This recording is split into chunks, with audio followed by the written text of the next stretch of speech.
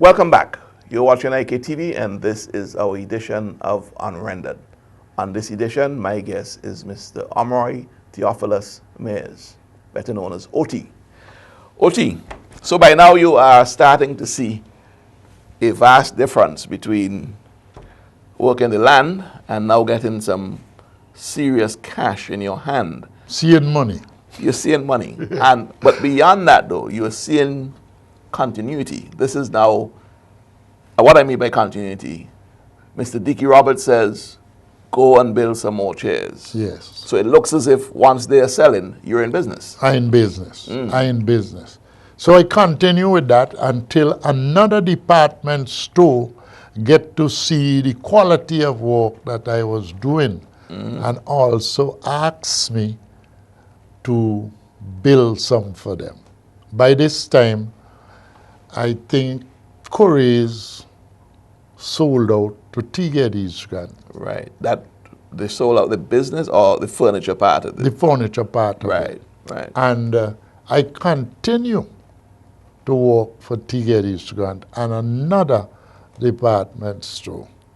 But what really drive me into real serious business, it come from chairs again. I built 24 chairs for the other store. Sitting chair, just sitting chair Yes. to go around the table. Not the living room set. Not the living room set. And I send them down in the morning before 12 o'clock. I used to hire a pickup like to carry my furniture to the department store. And before 12 o'clock, the department store vehicle passed back with 6 of them on it. So I said to myself, wow, them things don't start to sell already. Quick moving, eh? So I feel good because, you know, if they sell, I get more work to do. Exactly. So I go down and decide to collect my money now. But the first thing that hit me when I reached the store, I build the chair, sell them for $50 each. Right. And I saw a tag on the chair, 105. So it was double. I felt really demoralized. Yes. I have a feelings in my belly. I had to take my eye off the tag. I couldn't be watching that in less than a day, you get some chairs for $50 and you start selling them for 105. A little more than double. So I felt bad. And I purpose in my heart that I am not doing good for my people.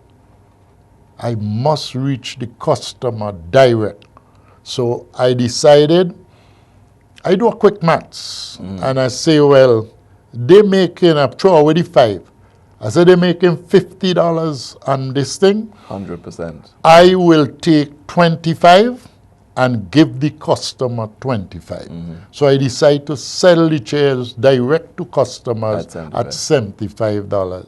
And that was the best thing I ever did. So that was your push off. So that was like your second defining moment in terms of your career, if you want to put it that way. The first one was when you decided you're not going to die a third man. Yes. So you made a big decision there. A big decision without knowing where you're going. Suffered for a little bit and then got back on track. Yes. This is your second big decision now. Yes. When you made that decision, did you lose business? Did you have, or did it just flow smoothly? Flow smoothly. When so it was not like your year back in the mountains after your first decision. No, I didn't get no lull in it. Right. When I make that decision, it was the best thing I ever do till I open my own little store in Kingston. By that time, you'd built your house for your mother. I built the house a long time. I built the house at age 19 for my mother. So it was a wooden house? Yes, it was a wooden house. My mother never accustomed to living in a wooden house. It's just this watland thing and so on. So what were her sentiments then? How well, she was elated, but asked me where you get money to build a house at that time, because remember, Yeah, I because wasn't really you weren't full swimming in time. it. No. I wasn't full time into the furniture business. Exactly. I could have do a little thing. But while I was learning trade and getting 60 cents per day, every fortnight I used to buy a piece of 2x3 14 rough pitch pine and take it from my Couriers or by Hazels on my shoulder and carry it to Loman Sale where I was So working. that was the lumber you were stacking up to build your I mother's was house. stacking that up to build. It's either a pair after or two upright. And I buy that, I cut them up, I plane them up and had them pack up. It took me a good time to accumulate the material, because I have to get the frame in. And when I get the frame, I play brave and I go to Lane and outline what I am doing to him. And I tell him I would like him to credit me some material, because I have to put up this house and I have to do it fast. Yes. But where the money come from to deposit by Lane, my mother and I had a little bull calf. Okay. We sold it for $150. My mother used to do a susu hand, $25 a hand. Right. So her hand came in. No, she said that she would ask the people for the last hand and the first hand. Right. So this week, you would get the last hand, and the next week, you will get the first hand. She came. So she get $50. So with the 150 from the cattle, plus the 50. Plus the 50, I could have taken to Lane $200. I cannot remember the full cost of the other material, because I wanted the flooring board, the sideboard, and the galvanized. All the other wooden part, I had them already. So the flooring board, the sideboard, and the galvanized. So whatever they come to, I deposit $200 on it and decide to pay the rest. You built that house virtually single-handedly. You had help from the community? Yes. When I get the lumber from Lane, they truck carrot to the spot where the house was going to build. My lumber that I was throwing up was not there. So they took them on a Friday afternoon. And the Saturday morning, I carry what I had and we start the house. Before 3 o'clock, it was galvanized, sideboard, and flooring. Virtually built in a day. Because the other people in the village come and help me. Virtually built in a day then? Yeah, virtually built in a day. It's only the windows and doors you had to fix up.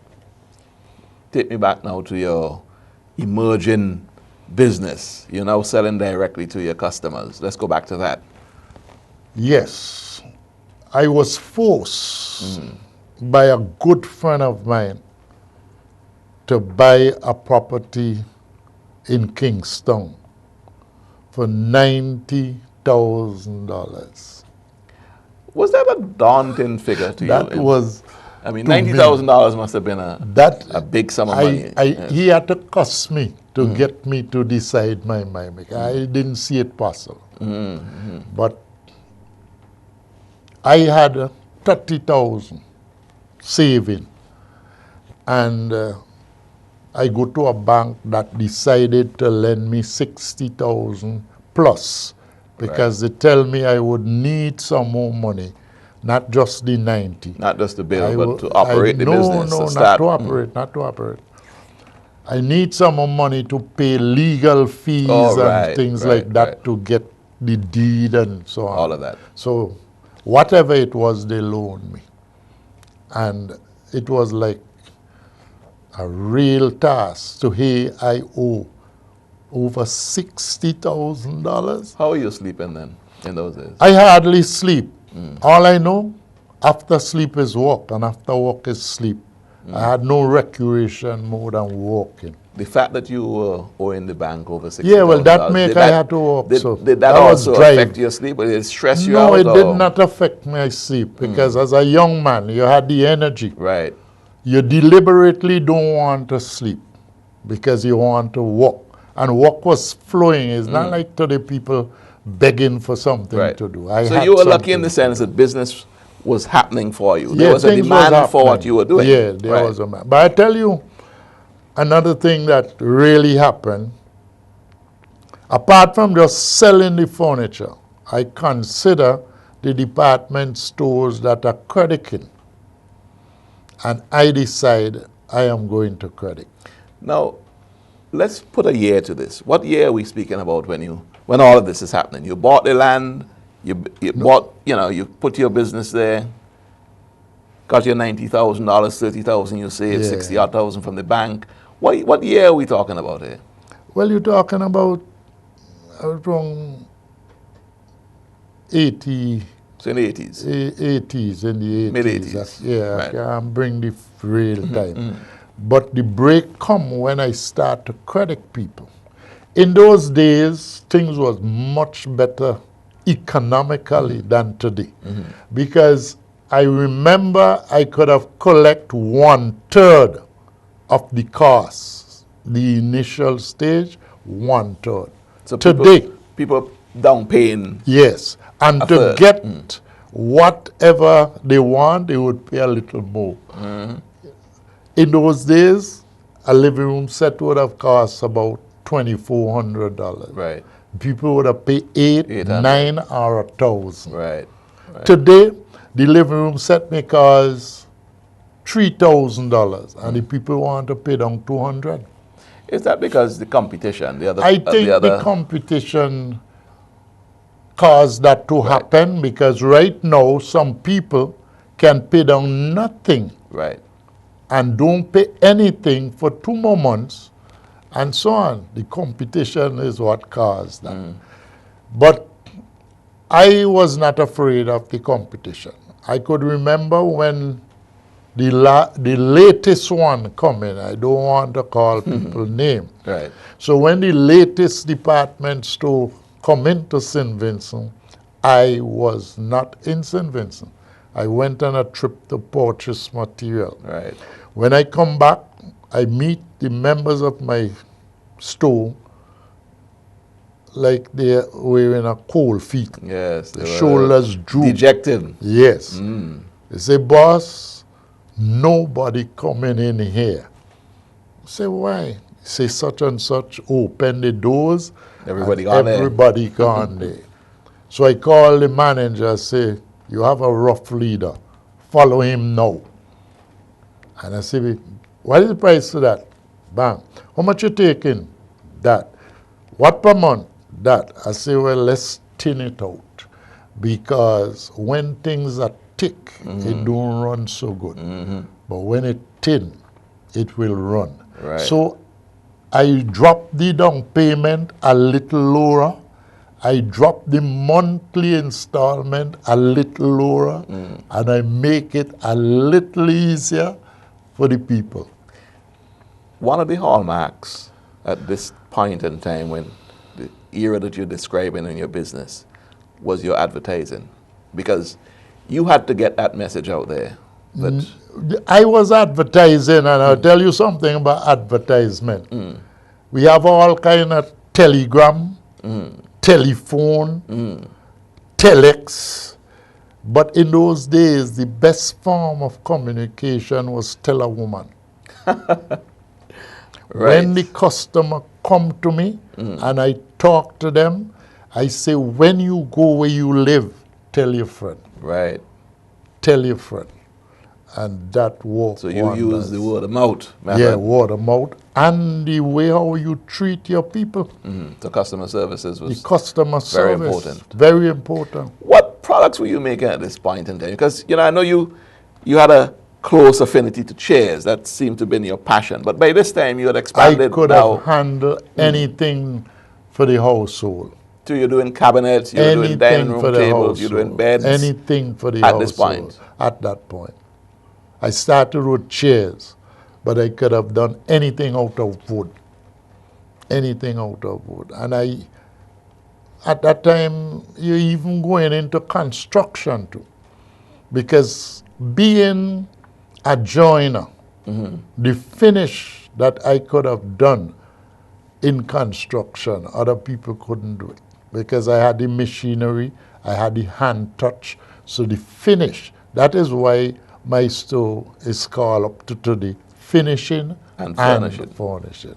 So that's the genesis of that name. Yeah, finishing You were able and to, furnishing. with the machinery that you had, Yeah. you were able to give that polished finish, for want of a better word. Yeah. Oti, we at the end of our segment here again, and I know we're taking this program and looking at the journey in your business. I think we're going to have a part 2 to this to talk about Oti and his personal life and all the lessons, because so far we've just spent time looking at how your business has progressed, and I don't think we'll have much more time to do anything else. But when we come back, we'll take a stab at it. Thank you. This is Unrendered on AKTV. I'm chatting with Mr. Oti Mayers. When we come back, we'll be into our final segment.